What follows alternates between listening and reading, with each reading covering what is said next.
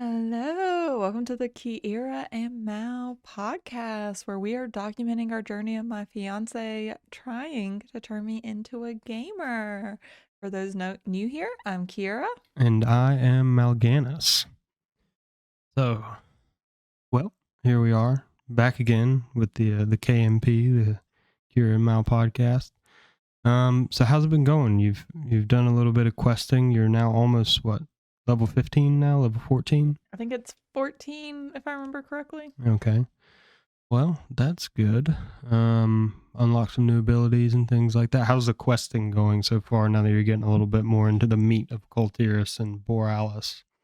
It's going. It's definitely been interesting. I know our conversation got a little heated with our last episode. If you want to go, guys, want to go back and watch that, of just Like and subscribe. That's yes. your reminder. Like and subscribe. Yeah, I wouldn't say heated, but it was definitely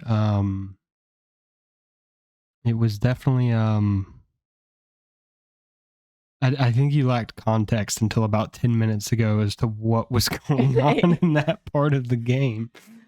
Yeah, no, and I would say it was not so much heated, but definitely like a passionate of the way they do it is it makes no sense of like when I was in the arena. It's like they know I'm there. They're sending people in, but they're sending people in one at a time, and it just makes like no sense. Like why wouldn't just everyone, like there was a whole like training thing going on right beside us. Why wouldn't they just send everyone in if it was really that big of an issue that I'm there? Um, so just to me, it doesn't really work with like human logic.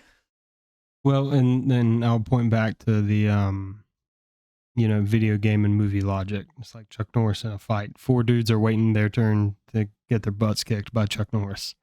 They don't all just jump him at once, you know what I mean? Yeah, but like if you think about like real world, like what would happen, they would actually all jump them at the same time. And so, are you familiar with the phrase suspension of disbelief? yeah, Like, you enjoy Iron Man movies, right? yes, as you know, he is my favorite. That's why I brought him up. So you're also an engineer as well. Mm-hmm. How believable is the Iron Man suit?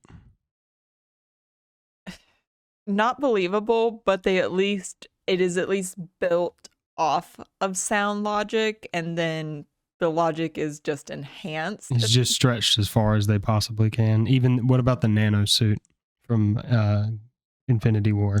Oh, completely. Complete science fiction, right? Yes. Still looked cool.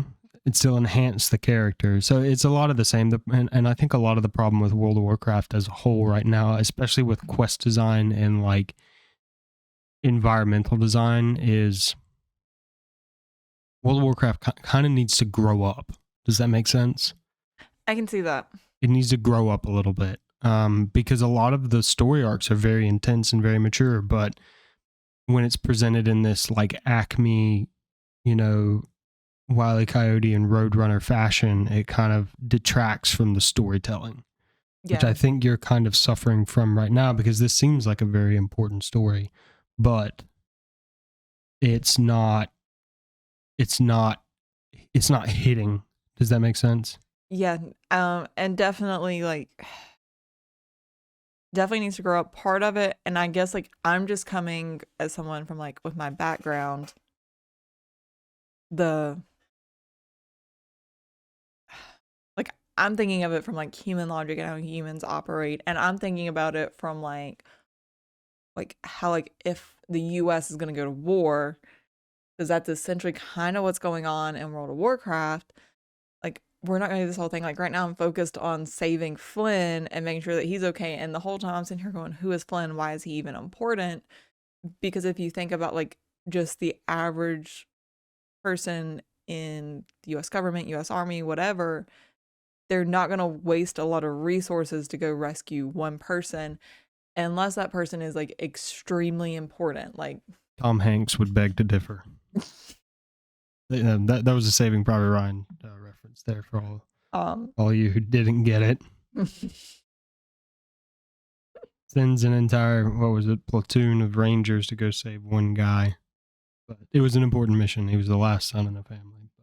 And that's the thing. I'm like, there are some people that it is worthwhile to go and save. Like, if the president was kidnapped, Yeah, that's a big deal. yeah, there would be a huge missing going in. But like this Flynn character, I'm kind of like, what's such a big deal about him that I need to keep saving him?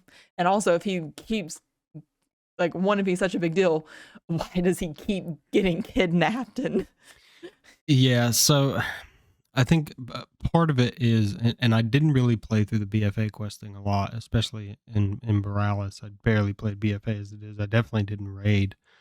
Um,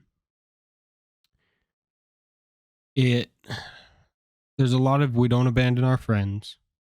That's kind of a big thing in World of Warcraft. Through a lot of the storytelling. Um, but also it's hard for me to provide context as to who a lot of these people are. I can tell you who Jaina Proudmoore is, because she's been in the World of Warcraft universe forever. But as far as a lot of these other characters, I don't really know who they are, and I'm not provided a lot of context. But also another example of like what I've been complaining about with the game, kind of pipelining you to the BFA questing area is like, okay, Jaina Proudmoore's there. It doesn't require as much explanation as to who she is. It can just kind of be accepted. But like Gen Greymane doesn't make any sense because you don't meet him till Cataclysm if you follow the expansion timeline. So it's like there's all these people here, they're calling you champion, and you don't know who any of them are. yeah, no, there's not a lot of like background information provided as to what's going on. I felt like definitely just throwing it into the game, and then just like how the arena stuff works. Like there was no context of that's what it is. I thought it was like run in, save Flynn, and we're gonna run out. And it was like, no, it just kept being attacked. So there is I don't want to say a trend. There's almost like a tradition in World of Warcraft that there are arenas. There's arena PvP, which is something entirely different, but I think this stemmed originally from the Gurubashi arena down in Stranglethorn Vale, south of Stormwind.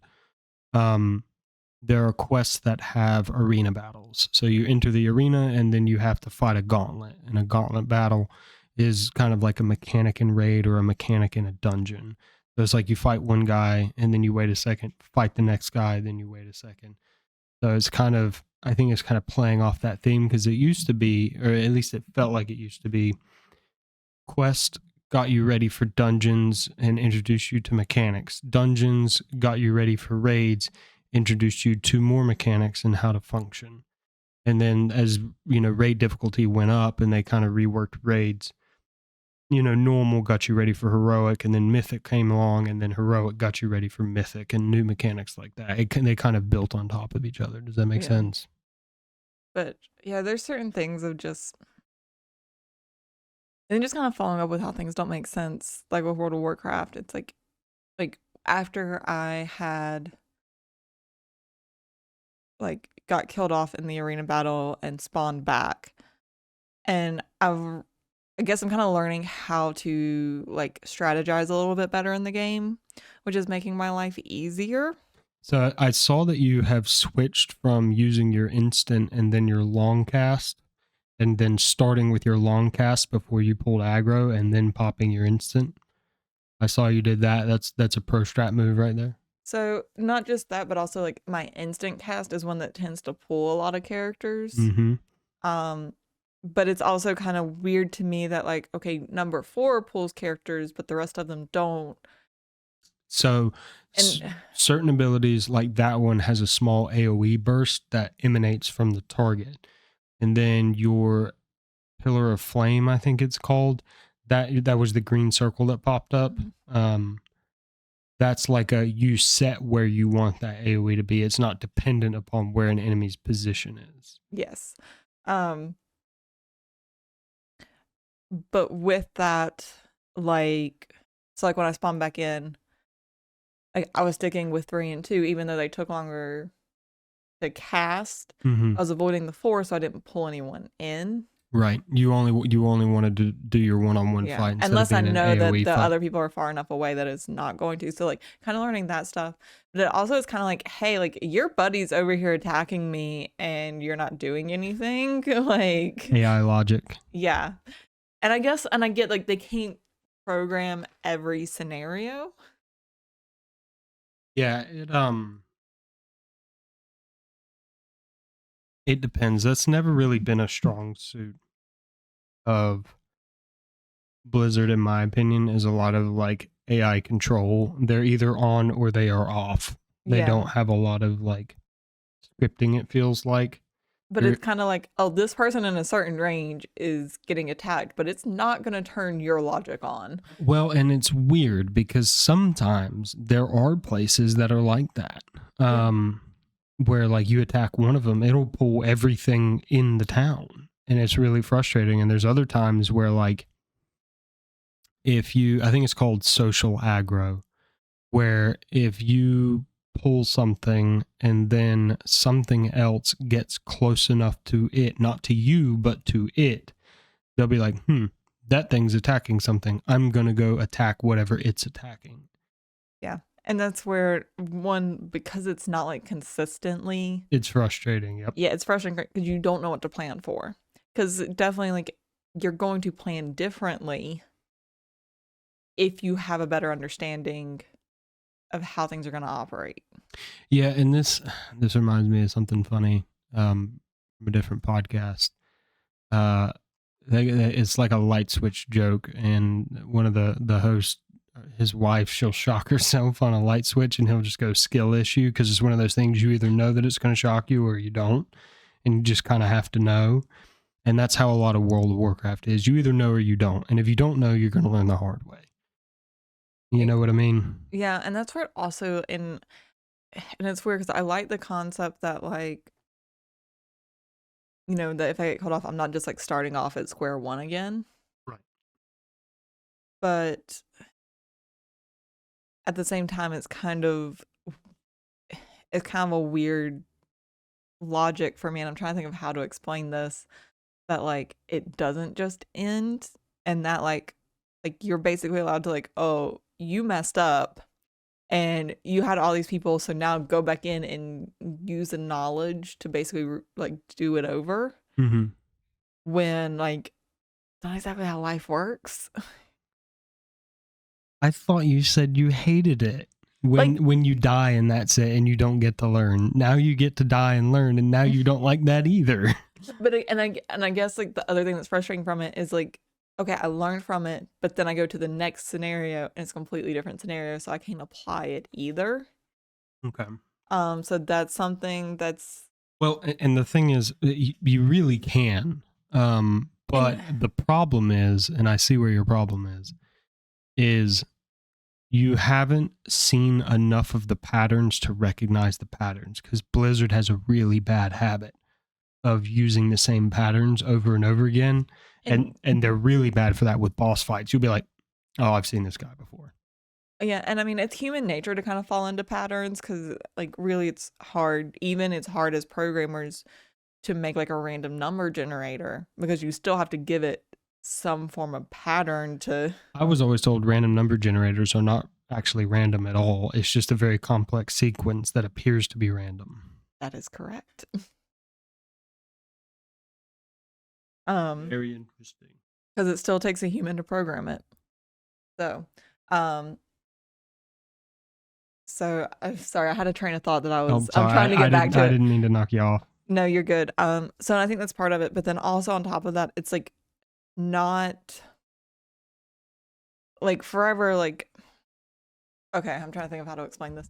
So like figuring out that my number 4 draws multiple characters. Right, that it's a small AoE burst contingent upon the position of its target. Yep. So I would not have figured that out if it wasn't for you. I would still like keep getting screwed over. Oh, you would. Okay, yeah, I see. And that's where I also get kind of frustrated of because I'm also and it's not clearly explained in the spell text as well either, is it? it's not. And so and I'm kind of thinking of this like I have the advantage that I at least have you teaching me this stuff so I can learn. But if I was completely on my own, I would still just like I would hit 3 and then I would hit 4 and I would just keep getting attacked from all angles. Right. And so like I kind of wonder their logic of like trying to draw more characters or more players into this like I feel like they need a better way of teaching and explaining this stuff because I would be completely lost and I would be frustrated if I didn't have you.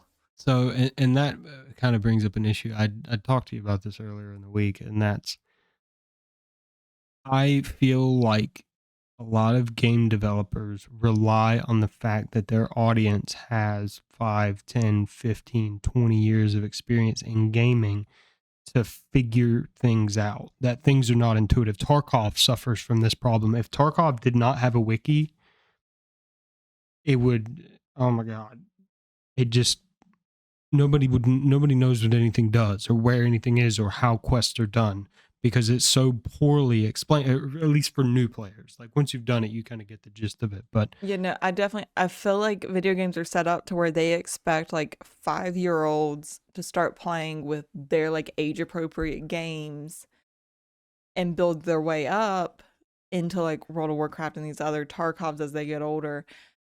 But it's like for people like me who it's like, I don't want to go play a 5-year-old game when I'm 27 years old. as you currently play an almost 20-year-old game. Yes. So it's like, I don't want to go play games designed for 5-year-olds because I want to get into gaming.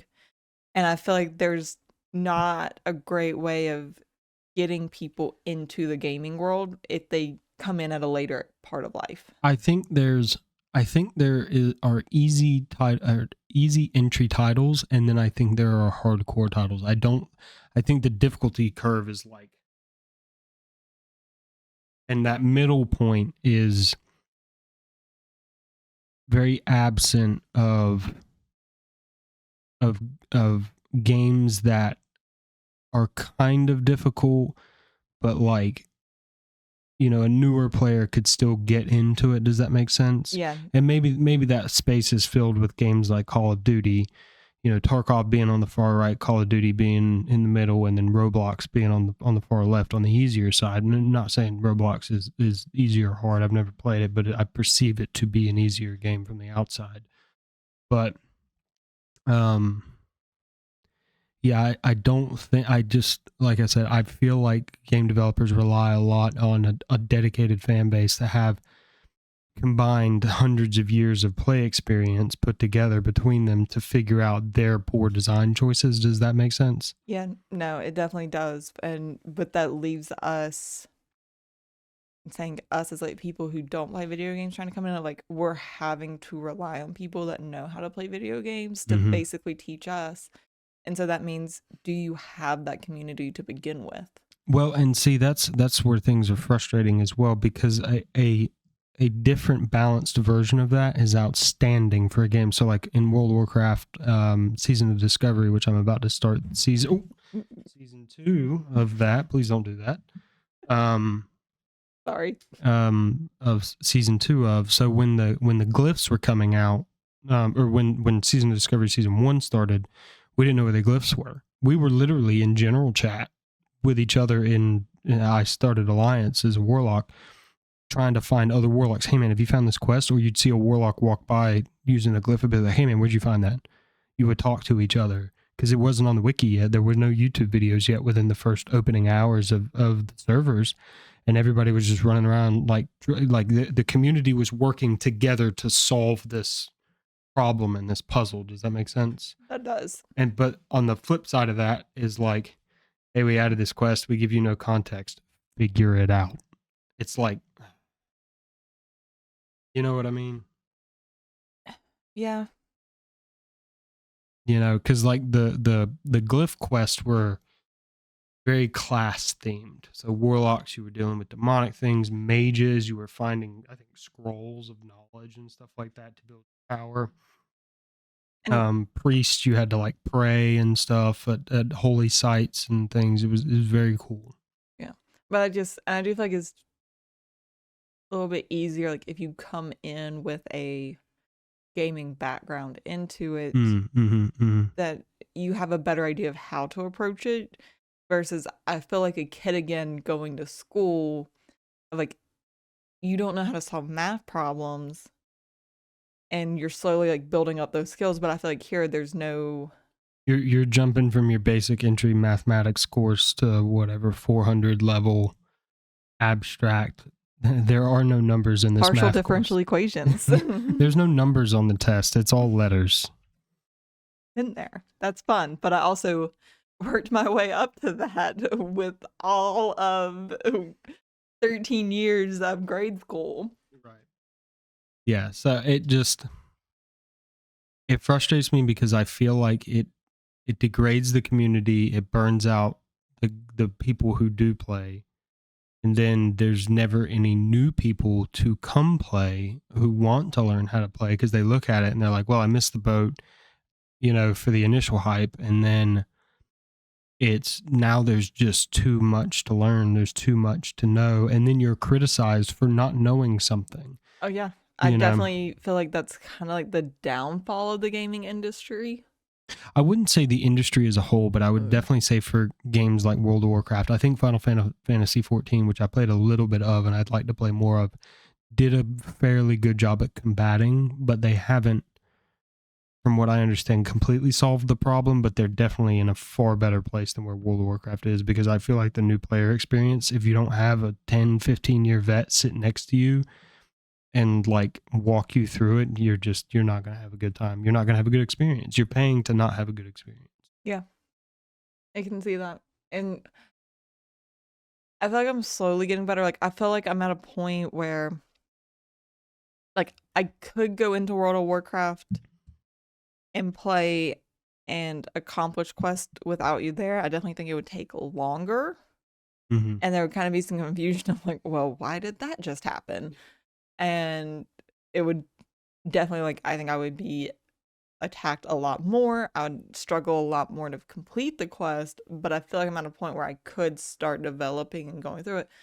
But I definitely could not have gotten to this point without a teacher to kind of help guide me along and show me the ropes. Right. So that like brings up like the gameplay mechanics and leveling up. Like a mechanical thing is you will innately begin to feel how far the aggro range is. It's not drawn on the ground, but you kind of start to feel it. If once you see it Mm. enough, you kind of I can get a little bit closer to this guy, or I need to start backing up because I don't want to pull that guy. You'll start to feel that. Yeah, and that's something I'm slowly, like, I've had a little bit of experience of, slowly kind of getting there, like what's gonna aggro the characters. I still think I have a little bit more, but there's even just things of like, trying to understand exactly what everything is. What's the cast time versus like an instant cast? Why does this? So instant cast do actually have a cast time. They're limited by what's called the GCD, the global cooldown, and Mhm. that's to prevent you from like Oh, your just constantly, yeah, yeah, just your arcane blast. I want to say it's that small AOE that yeah. emanates from you.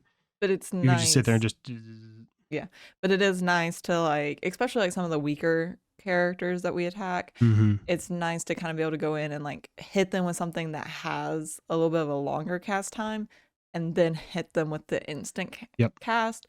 Because there's some characters of I can knock them out with just that 1-2 punch, yep. and they were done with. And one thing too that we probably I'm iffy on introducing them sooner rather than later, but I feel like maybe some basic ones would help. Some add-ons would help, and then being able to see how much damage you're doing, have your damage ticks, and then like bag on would help because it smashes all your bags into one bag, so it just opens up. Little things like that. Maybe Questy. I think Questy might be a good one to help you. Questy gives better directions on how to complete quests, but it's more for Classic because Classic does a horrible job of explaining how to complete quests. Um, but I think there might be a couple of add-ons that could help. But yeah, it's definitely. I've noticed you are starting to get more comfortable with mechanics. Mm. Um, I think, to be honest, what I think would make you more comfortable if we got bartender, we might not actually even need to use bartender with the new move setting. Is reorganizing your bars in a more like nice and clear manner for yourself. Does that make sense? Where A little bit. things are kind of like laid out like your keys, Okay. so it's like, because that's how I do mine, is like what's on the screen is a mirror image of my keyboard of how I have my things laid out. Mostly because I'm stupid and I can't memorize the way that all the other people do where their hotkeys are. Yeah. Um, and I definitely think that helps. Even just like learning where things are on the screen has been a big help. Like with the last Follow the golden symbol. follow the golden symbol or symbolese. That's But going to be a long running joke for the rest of the podcast. Follow the symbolese. maybe that should be the name of our podcast instead. The symbolese podcast. But aside from that, just like being able to hover over the characters and see like are they part of the quest where like you need to go attack this person? Because I'm looking at it from like, the computer screen is bigger than my head. And sorry, it makes sense where I'm going in just a second. But then like this little thing pops up in the bottom right corner and it's like an inch by inch. Yeah. It's like it's such a small percentage of the screen that if you don't know where to look for it, you're never gonna see it. So having those move settings, you can move that. So I think I have mine to like pop like right here. So I'm to the point now it's instinctual. If I hover over something I'm interested in, I know to look But like that was something I didn't even right know. there. I didn't even know that could be done until you told me about it, and that's something I wouldn't have known that could be done because it's so far away from the center of your view. Yeah. Yeah, and I feel like World of Warcraft could actually do a better job of like making it more like in your face. So like, hey, this is something you can do. This is a feature we offer. At least at the beginning or like in the first couple of quests. Right. That it's like, hey, hover over this person to see if they're a part of it. Yeah, and even like, because I've played through the starting island before, even before you went through it, and in the way that they try to teach like rotations, equipping gear, and moving things, it's kind of like that is a way to do it, but it is not the way to do it. Yeah, and I definitely think coming back to the island, like it was a lot more obvious if things were a part of the quest. Like, and I remember you because I kind of forgotten about it, but you had showed me when we were on the island that was part of like, hey, you can hover over it and see. But it was kind of pretty instinctual of like, hey, if it's an animal, attack it for this quest. So a lot of what I think the island doesn't do a good job of explaining is you will have areas in the game where you have 100 enemies, but only 20 of them are your target. Yeah. And how to sift through them, which ones you need to fight, which ones you don't need to fight. Or there's 100 enemies, they're all your targets, but a third of them drop this item for this quest, another third drop this item for another quest, and parsing through that way. Yeah, because that was something too of it was like, oh, like I took care of this person, they're part of the quest.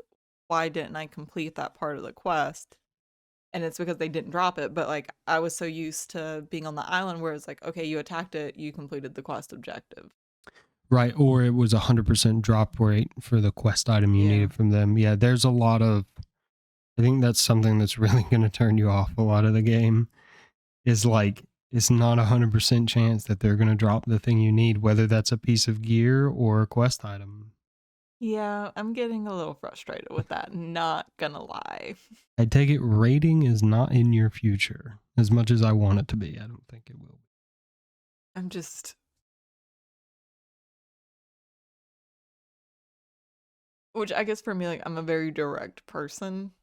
Yeah, you're like, I killed him. Why don't they give me all my gear now? Yes. Yeah. Like, it's like, why didn't they have it? The thing told me they were part of my quest. Why didn't they have it? And so it's frustrating because I'm very much of like, what is the fastest way to get from point A to point B? I know that might involve going to point C, but this character said it was a part of the quest, so why don't they have it? But yet they could have it like 5 minutes from now when they respawn. Yeah, that's possible. Yeah. No, that's not how it works. No, that is how it works. Okay. Whenever it respawns, like the next one that spawns, it could have spawned in their loophole. So this, I think, a lot of this is a holdover mechanic from when they really relied on player subscription. So a lot of mechanics were designed specifically to keep you subscribed and keep you playing the game to prevent you from reaching end game. That's where a lot of those types of mechanics come from, and they're holdovers of of soon to be 2 decades at this point. Hmm. It kind of, do I think it should still be that way? Not really, since Blizzard doesn't really rely on subscriptions, and I don't know why we still have them other than as a barrier to entry. They seem to make more money off their microtransactions than anything else, but Isn't that most games nowadays? I don't want to talk about it. It makes me the big sad. Yeah, I feel like that's another way that like games have gone downhill, especially with like more so when it's like with like parents. It's legalized gambling in certain games. War Thunder, to be specific. Yeah, well, and that's like I'm just thinking of like my parents, like I'm thinking back to like my brother like playing Xbox, like they already shelled out several $100s for the gaming system, and they paid $60 for this game, and now it's like every time you play it, oh, to win this you need to pay an extra dollar every single time you play to have a chance of winning. Oh, I remember trying to explain Xbox Live to my dad. That did not go over well in 2004. Oh, my parents would have flipped out if my brother had asked for that. Yeah. But I think it also hinders like people with like lower economic status Mm.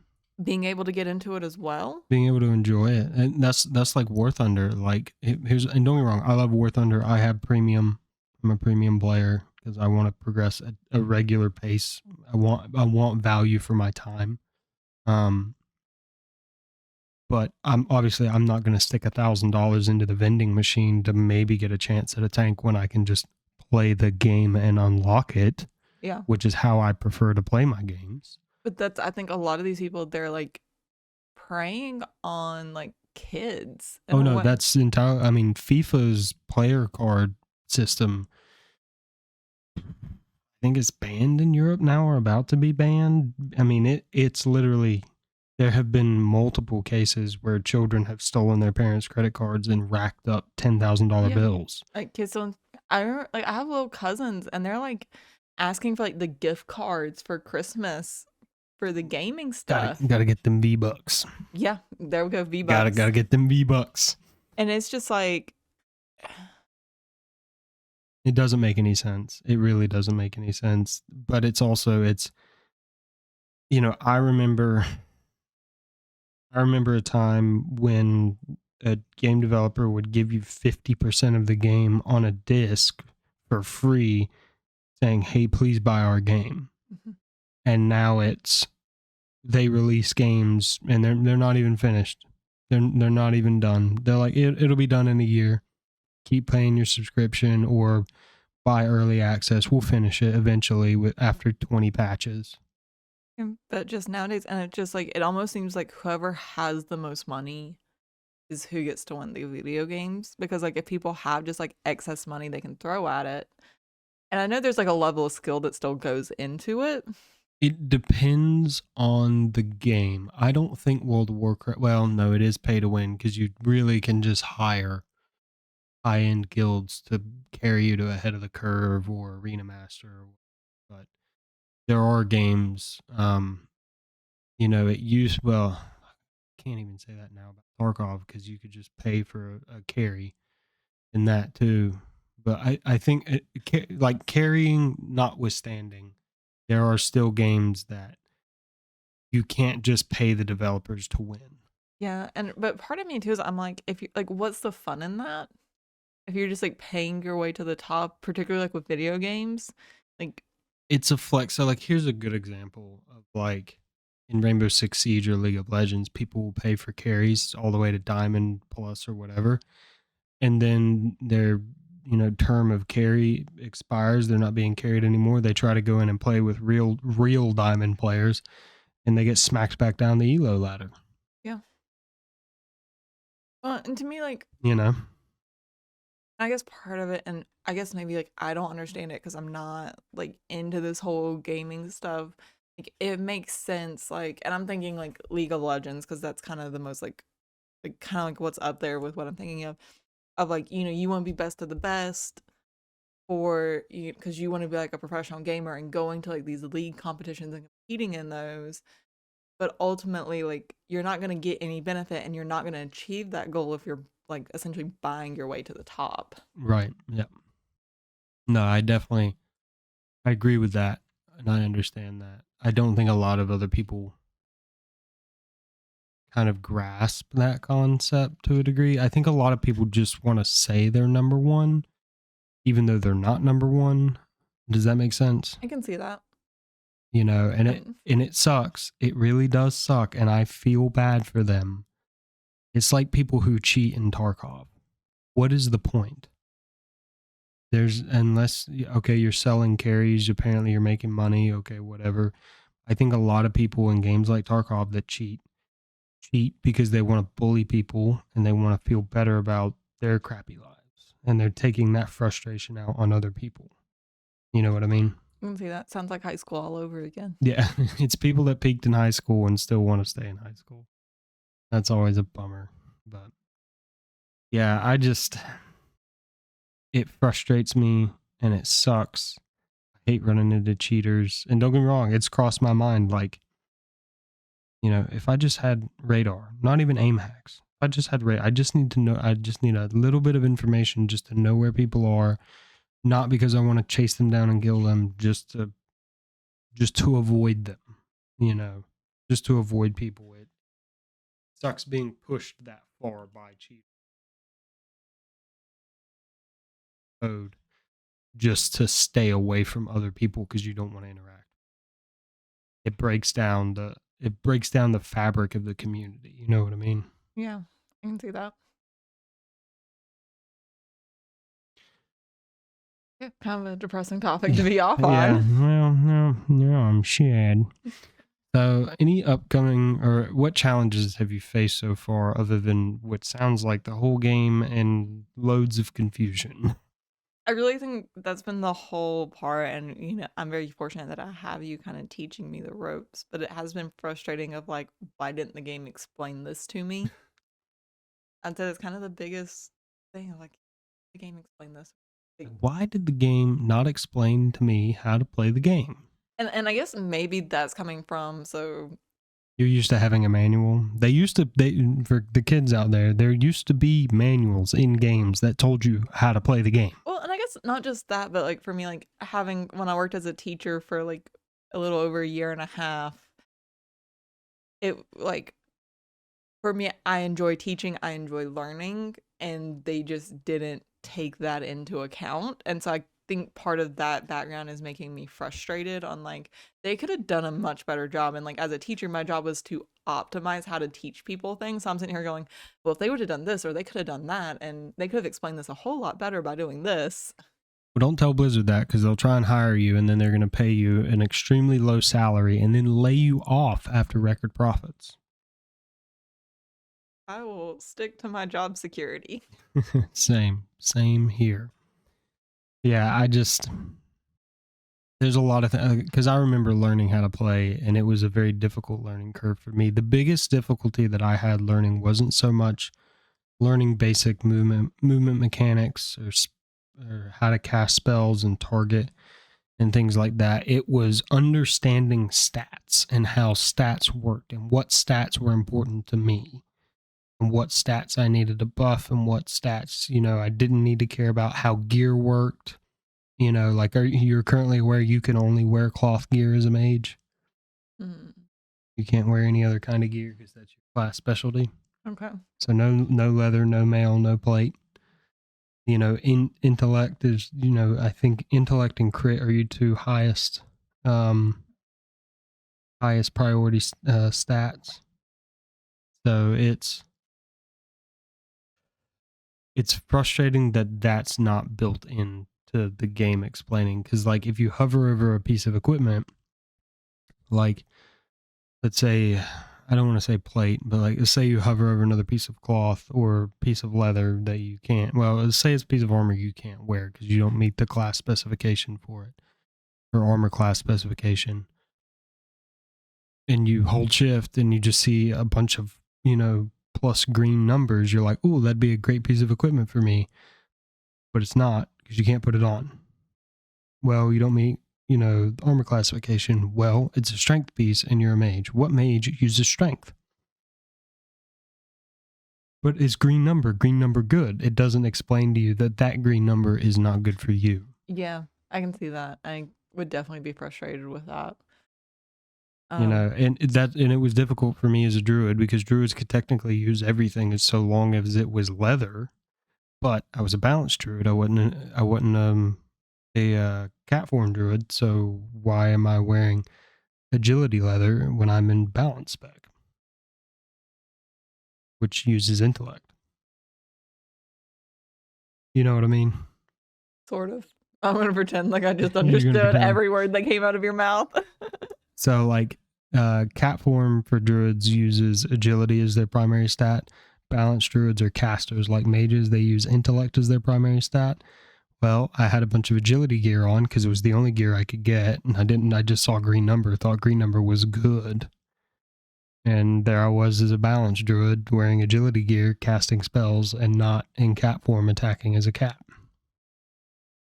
It was very stupid. And I got kicked out of a lot of groups for that. Good to know. Reading your gear and understanding your gear is very important, and the game does not help explain what the gear is and how it helps you. No, it does not. I never would have even thought about any of that. Well, I had a question. What was I gonna? Oh, sorry, I remember now. So as far as like leveling up, does that just like is that like programmed into the game that like once you reach this point of like, oh, you completed X number of quests or you completed this specific quest, you level up? Have you not noticed the bar at the bottom of your screen slowly filling up? Not really, no. That's your experience bar. So for everything you do in the game, killing and completing quests are the two primaries.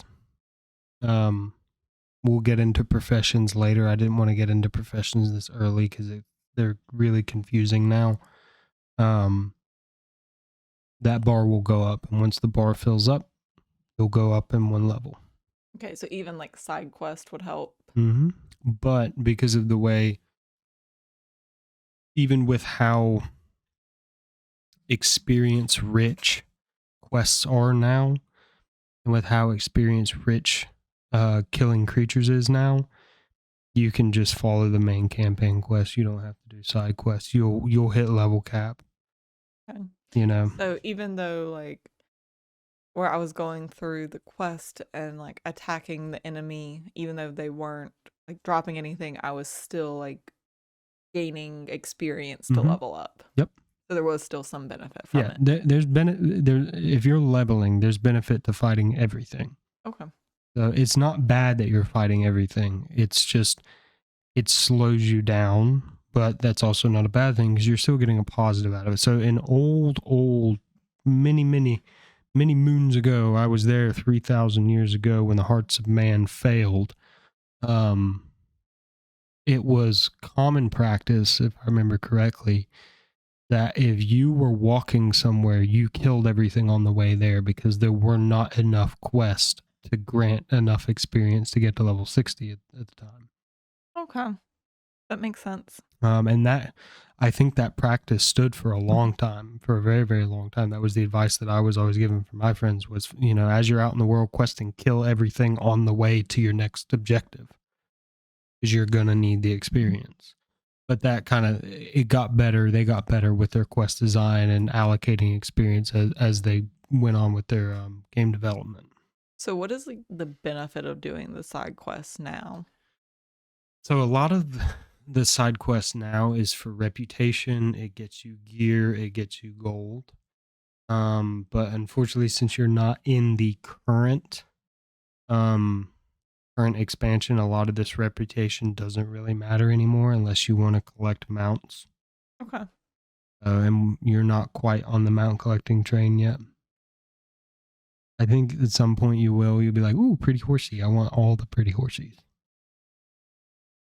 But I'm actually super stoked because you're almost halfway to level 30.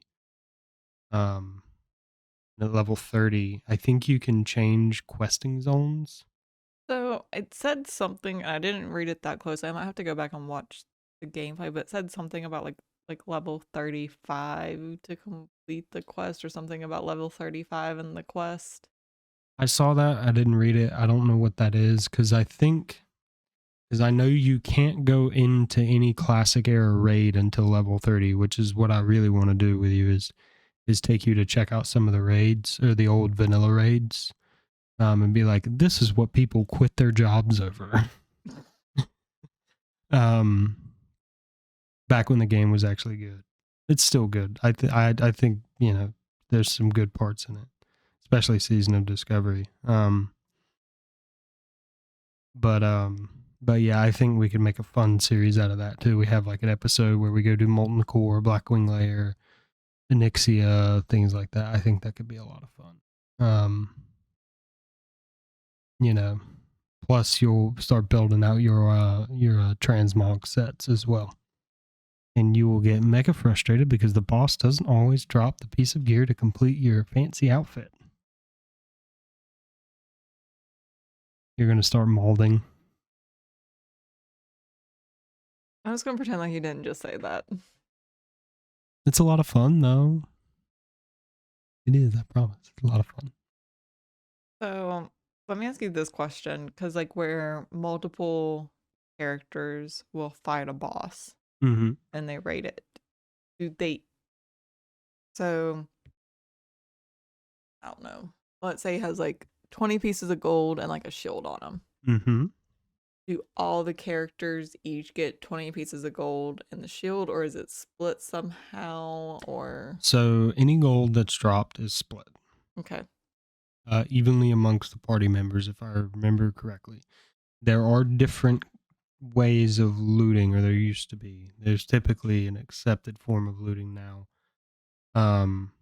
where anything above a certain tier, so like any purple piece, would be decided by the loot master. There'd be a loot council depending on your guild, or you would roll for it. But let's say for example, you go do a dungeon. You kill the boss, you'll get your cut of the gold. And then let's say there's two mages, you and another mage. It drops a staff for both of you. It will give you the option to roll for it, and roll for it is you would roll need. So there's need, greed, and transmog are the three types of rolls. And the precedence is in the highest, greed Okay. will be under that.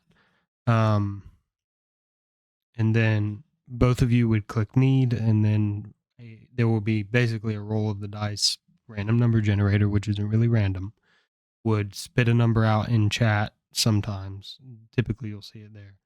1 through 100, whoever rolls the highest will get that piece. Okay. How that works. Yeah, that makes sense. Yep, and that's how a lot of it's evenly distributed. Like the guild that I raid in now, main spec, off spec, you know, you contributed to the killing of the boss. You have every right to roll on that piece of gear. Okay. Now, your class has to be able to use it. You have to be able to equip it, obviously, and it has to be an upgrade. You can't just needlessly roll need on things that you don't actually need. But everybody gets a chance to roll on the piece of gear if it's an upgrade for them and they contributed to the killing of the boss. Huh. So otherwise, it's just I don't like rating in, what is it, gold dragon kill points or whatever, or dragon kill points. I'm not a fan of those because I feel like they take advantage of people, which isn't fair. You showed up to the fight, you contributed to the fight, you have every right to the rewards of the fight.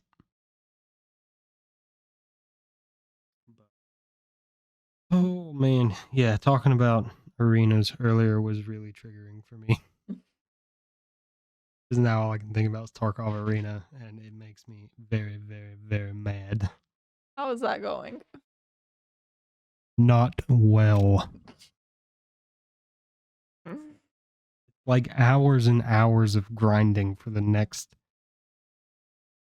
like gear set, and it's just like worse than the one before.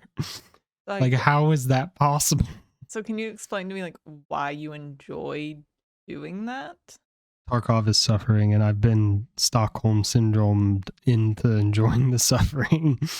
No, it's one of those games where it's so difficult that experiencing success in it is incredibly addictive. Okay.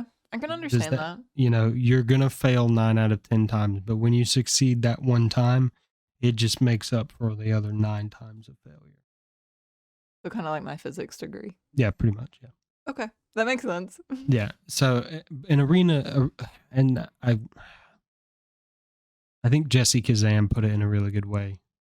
Put it a really good way, and that was Tarkov Arena is everything I love about Tarkov, either being mainlined directly into me, or it is everything I hate about Tarkov just cheese gratering my face. There is no in between. It's either the best of Tarkov or the worst of Tarkov. Yeah. And it's really frustrating because it could be great. It could be really great, but it ain't there right now. They got to do some work. They need to add unranked. And it's just frustrating because like right now I'm using, so I started with the assault class and unlocked a couple of them. I wasn't really jiving with it, so I started working on the CQC class, and I'm like the third unlock for the branch that I'm in. So like the branches aren't all connected, so you have to use this tier this tier to, doesn't unlock over here. It only um so once you kind of get too deep, you're stuck. You can't really go back up and down. Um and it's like I finally got to the third one, and it just sucks. I don't like it. It's like, why? It's no fun. I feel like I'm shooting a super soaker at a heavily armored juggernaut, and I'm like, this sucks. I don't want to do this anymore. So I've kind of been avoiding it and just playing Valheim and War Thunder lately. Yeah, you seem to be enjoying War Thunder from what I can tell. It's equally as frustrating as Tarkov sometimes. But it's faster paced. So like you get 3 lives, you make a mistake, respawn, it's okay. Move on to the next round. Move on to the next battle. Like the problem with, and this is why I don't play Tarkov itself, Escape from Tarkov, the main game anymore, is like, so you remember how you died questing. Yes. All you had to do was get back to your body, click accept, you respawned, heal up, carry on with the quest. Okay, so in Tarkov, if I'm questing in Tarkov, because there are quests in Tarkov, I have to get geared for the raid. It takes me 30 minutes to load in for the raid. I get into the raid, I die 30 seconds in because the spawns are shit. I lose all of my gear, repeat the process. To do that twice, I have wasted an hour of my time. And it is the most infuriating thing ever. I can see that, especially since I'm not a patient person. I would not do well with that. Trust me, I'm an incredibly patient person. When I played with a duo who kept me motivated to play, and playing with friends makes Tarkov significantly easier because you die, they grab your gear, they bring it back to you, saves you money, saves you time. But I mean, I could sit on a hill working on Shooterborn in Heaven for 45 minutes and it was okay. I would just chill. I would listen to a podcast while I was, just chilling out watching my target zone that the scope's already doped and everything. We're good to go. But it just is so frustrating to do that over and over and over again. It just doesn't feel good. And I feel like the game doesn't respect my time. And I definitely feel like that sometimes in World of Warcraft. I feel like a lot of games don't respect my time. I can see that. And it frustrates me greatly. So are there any games that you're like really enjoying right now, or just Other than War Thunder, I think I want to try Space Engineers again. I'd like to try Space Engineers with you. I am a little concerned that you're going to be like, this is unrealistic. we'll see how good of a job they did. there is gravity in the game, and it depends on what celestial object you're on, how intense the gravity is. Is the gravity stronger on bigger objects? It is indeed. Okay, they're halfway right at They're least. halfway there. I can guarantee that is at least halfway right. We'll see how accurate it actually is. But Space Engineers is like, the way that I explain Space Engineers, it's somewhere between Kerbal Space Program and Star Citizen. Okay. Star Citizen barely acknowledges physics most of the time. And Kerbal Space Program is, yes, you were 1 gram overweight in your delta V calculation. You are now going to smash into the face of the Earth. Sounds logical. So, considering in aerospace engineering, you're allotted a 5% margin of error. Yeah. So, Kerbal Space Program, super intense. Star Citizen, not super intense. Space Engineers, kind of somewhere in the middle. Okay. But it's definitely a lot of fun. It's a lot of fun if you get a lot of people playing and working together. It's a lot of fun. The amount of imagination and ingenuity that goes into some of the ships that get built is a lot. It's really cool. But yeah, other than that, that's kind of all I've been thinking about. I definitely have been enjoying playing War Thunder. I haven't really been getting into the planes and the ships all that much. I mostly enjoy the ground battles with the tanks. And then Valheim's been fun. I just killed Eikthyr and just made my way into the Black Forest so I can start collecting copper and tin and start melting bronze tools and armor. That's been fun. That's one that I think you might have fun playing. Like, we could play together. Okay. Because it's definitely like Valheim is a team sport. It'd be fun, I think, if we played on a server together. Space Engineers kind of being the same way, so we'll need to get your Steam account set up. Yeah, we need to do that this weekend. Yeah, we definitely need to get that done. Well, alrighty then. We're coming up on an hour. Thanks for staying with us. If you made it this far, please smash that like and subscribe button. If you have any comments, definitely, if you have any opinions on some of the things we talked about, we would love to read through them. So post them down below. Yep. And see you guys next time. Yep. We'll see you next time. Thank you so much. Bye. Peace.